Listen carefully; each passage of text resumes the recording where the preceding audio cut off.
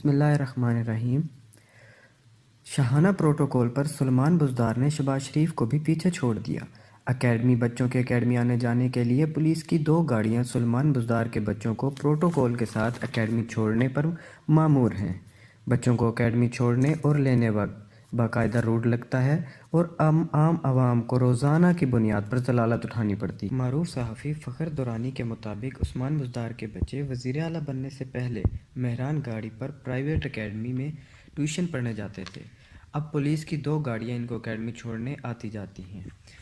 آپ کو بتاتے جائیں کہ یہ اسی پارٹی کے رکن ہیں جنہوں نے سب سے پہلے پروٹوکول کے خلاف آواز اٹھائی تھی اور وزیر اعظم عمران خان نے پروٹوکول لینے سے انکار کر دیا تھا۔ تاہم وزیر اعلیٰ عثمان بزدار نے ان تمام دعووں کی دھجیاں اڑا دیں۔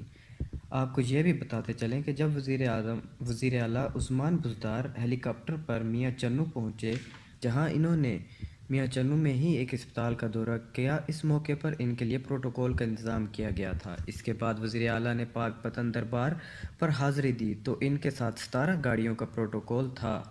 شہر میں کرفیو کا سما رہا تھا اور شہریوں سے ان کی دکانیں بند کرا دی گئی تھیں۔